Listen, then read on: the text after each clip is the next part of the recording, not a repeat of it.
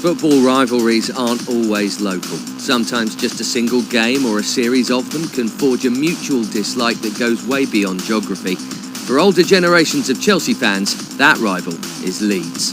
Not just because of the famously filthy cup final of 1970 either. The relationship actually had its roots in the mid-60s. Managed by Tommy Docherty and Don Revie, they represented two very different sides of macho culture. All they had in common was a growing presence in the English game. In the spring of '63, Chelsea just beat Leeds to promotion. When they next met in early '65, they were first and second in the top flight, and things were getting physical. '66 and '67 brought cup victories for Chelsea, while Leeds bossed some tasty league meetings. As the 1969-70 campaign began, Dave Sexton was now in charge of the Blues. The clubs then met 6 times in 7 months, ending with the twice-played cup final. Now imagine this. The cup final was the season's only domestic football match that the public could watch live on television. And literally half the nation did watch. Over 28 million by the time the replay came around, a record that still stands for an English club game.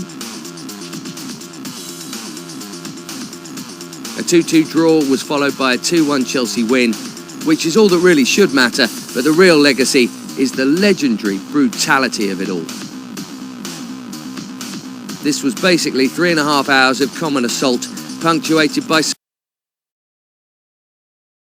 memorable goals.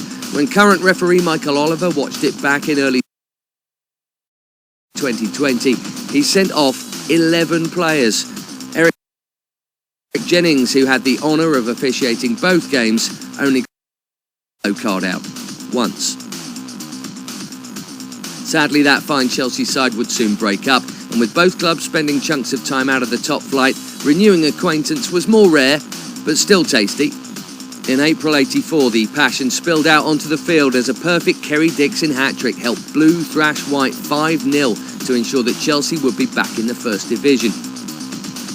While the meetings in '88-89 belonged to John Bumstead, a comedy effort at Ellen Road was followed by the goal that confirmed another return to the big time. Fast forward to Christmas '97. Players stood in silence to pay respects to the departed Leeds legend Billy Bremner before playing out a match he'd have loved. Alfie Haaland and Gary Kelly both saw red, but the 9 men knuckled down for a goalless draw. In spring '99, Gus Poyet's winner saw Chelsea finish 1 place above Leeds to grab the final remaining Champions League position. And at the end of that year, Leeds went top by winning a dirty clash that saw Frank Leboeuf totally lose his usual cool. Into the naughty noughties, Graham Lasso and Danny the Old Flames. And Idika Johnson gave the rivalry one of its greatest goals.